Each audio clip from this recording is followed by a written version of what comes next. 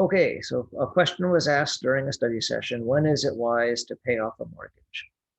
And it's not that hard a question to answer, but involves lots of different little things. So let's sort of put all the pieces on the table so we can look at this. We did a problem a moment ago in the study session where Gertrude paid off her mortgage. Her loan amount was $92,130. That would mean every month she wrote a check for $728.75. If she did that 12 times a year for 15 years, then she paid quite a bit more. And we could subtract what she paid minus the loan amount from the previous slide to see that the interest was actually about a third or more of her mortgage size. So for getting a short-term loan, the shorter your years are, the more interest you're going to pay. And does that mean that banks are bad because they charge her all this interest? It's kind of nice she gets to live in a house. So we're going to answer that. We're in the bank safety part. So going here and then down a little bit to bank safety. So if the bank instead had invested the $92,000 that they gave her in the stock market, they would wind up with a lot more than this at average rates of return. And the stock market in general grows pretty quickly. This is a chart from 1950 to 2007. It's a little out of date, but you can see that sometimes it's above its average, sometimes it's below, where I've highlighted it in red, sometimes it's way above. And the problem with investing in the stock market is you can't take your money out whenever you want. If you're young and patient, you can put money in, wait until it's blue above the line, and you have made a profit. You'll have a lot more than you would get from a savings account at a bank. But if you need money right now because you're 65 and retiring, or you don't have other savings and your water heater broke, or there's some medical bill or something, and it's in the red those years, then if you take your money out, you might be better than your savings account, but you're certainly not earning as much as if you could be a little more patient. So stocks are good for people that don't have time constraints. That's kind of the first basic thing to put on the table. Then the average that the stock market increases at is somewhere between 8 and 11, based on if you're counting this recession or that recession and so on. So let's start putting this on the slide. So we've learned that if you can wait to withdraw,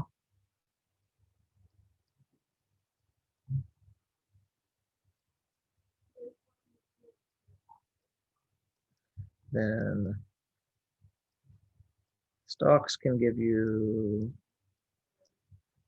8% to 11%. People often just use 9% as a token number.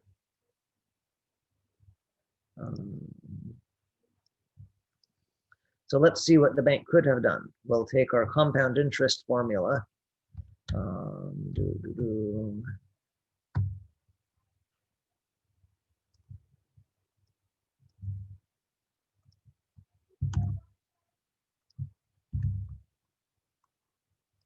If the bank had invested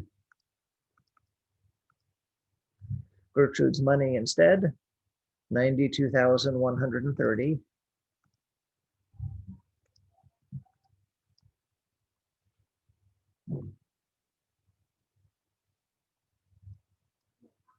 Let's pretend that they just get an 8% rate, and it was a 15-year loan. So they would get about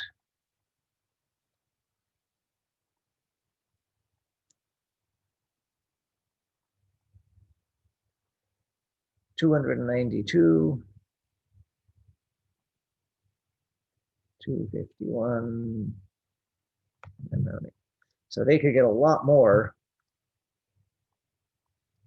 from 8% for 15 years in the stock market than they did from Gertrude, who gave them a measly 39. So why would the banks do that? Why would they give mortgages if it's less?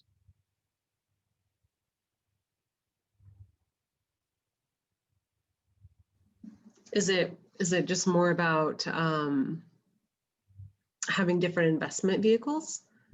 Because mortgages are something that you know, a lot of people have. It's a kind of a safe bet. That's it. Safe bet. Remember this if. The banks can't control when their customers are going to withdraw the money, right? The banks had the 92,000 because a bunch of people put money in for checkings and savings accounts. And they don't know when those people are going to want their money back. So they can't lock it up in something that's restrictive about when people will want their money back. So they use mortgages, even though it earns a lot less, because Gertrude is really reliable. They can, they can know what she's going to pay every month. They can make their books really boring so that there's never a run on the bank that causes all this trouble. Okay, households are similar. You might have heard some sort of rule about, where did that page go? About put some of your money in stocks and some in bonds and some in cash and things like that. So there's different ways to deal with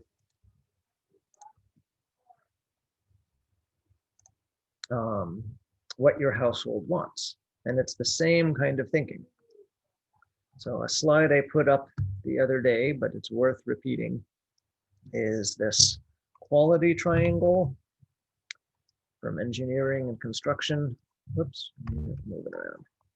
So there's the saying, cheap, fast, good, pick two. If you want a job done cheap and fast, it won't be good.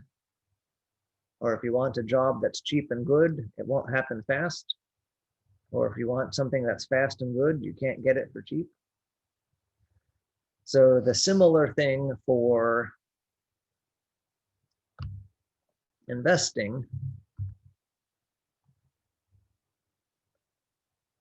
for people looks kind of like this. That the money one is that I would like to have low fees. The withdrawal thing we just talked about a lot. Can I withdraw my money whenever I want, or do I have to wait for the market to be doing well? And the quality one is how much risk am I willing to have? So if I want to say, I don't care about risk, give me low fees and withdraw whenever, then I should get dividend stocks. Get a bunch of really big, boring companies like 3M and Target and Johnson & Johnson that everyone heard of. If they have a scandal, it's not that big a deal because they're so big. And they don't go up and down as much as most of the market. They're not going to make you a gazillion dollars like picking Google before it got big or something like that. But they will just pay you a dividend. And the dividend you can take out and use for monthly income. And since you're buying individual stocks, the fees are low.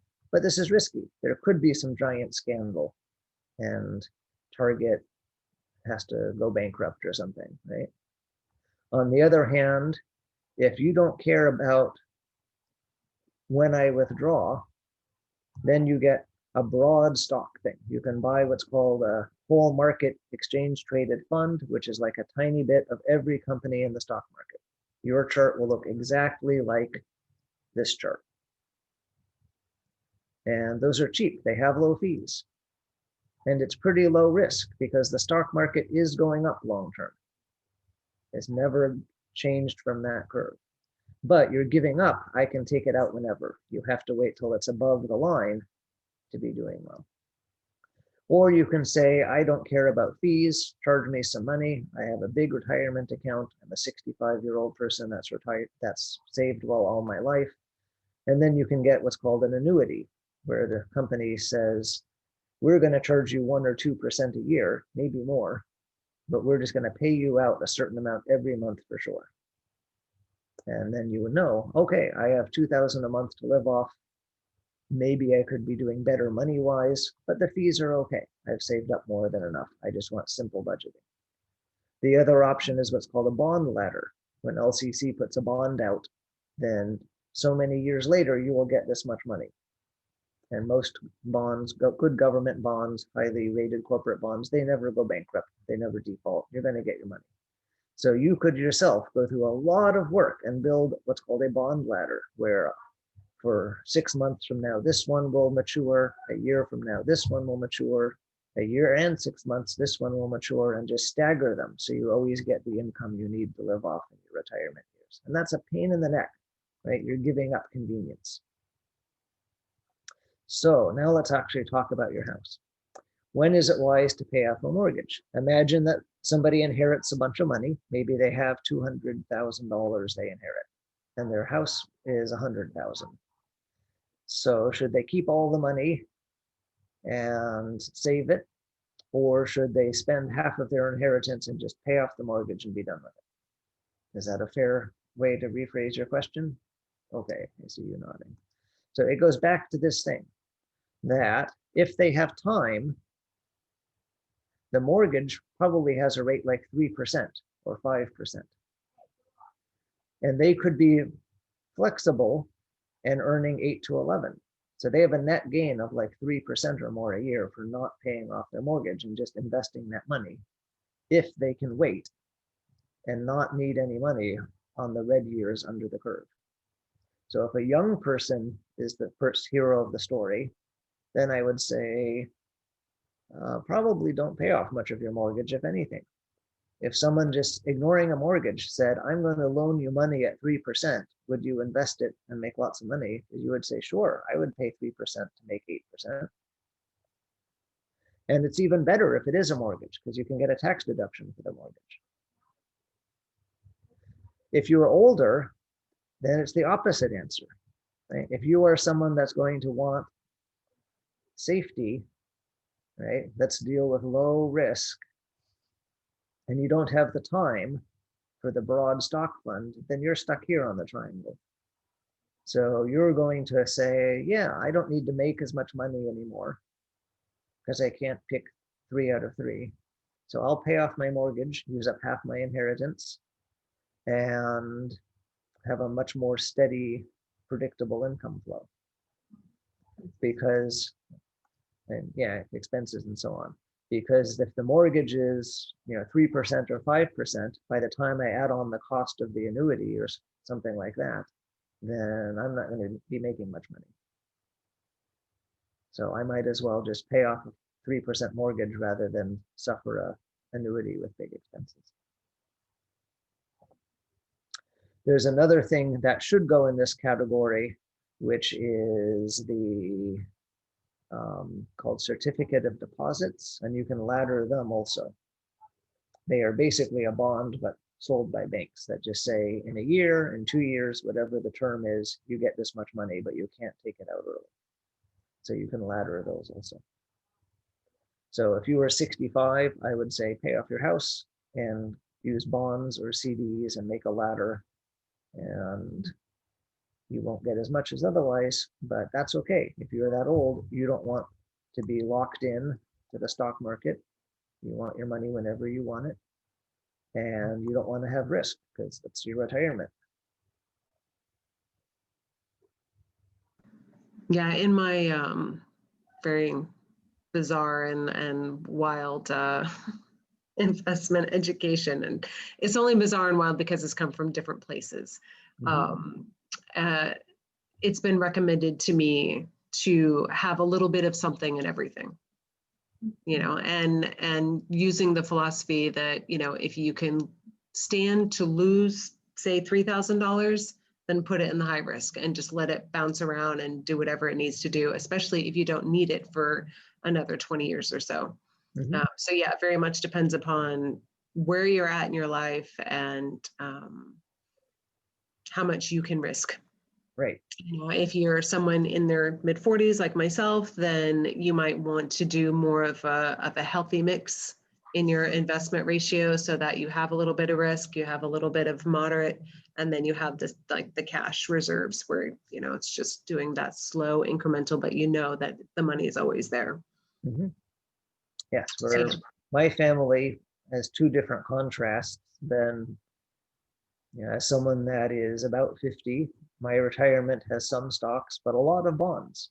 Hmm. Because at my age, I don't want things going up or down much. Right. So I'm not getting as much income as the whole stock market, but if it goes down, I'm not losing as much either because so much bonds. Whereas I have a college savings account for my kids, right? My youngest kid is 9. That's all in stocks, basically. Who cares how it wiggles? He has so much Right. time. Right. Yeah, there's no bonds in my 9-year-old's share of the money. Well, thank you. That was all incredibly enlightening. You're welcome. I'm going to And stop thanks recording. for taking the time.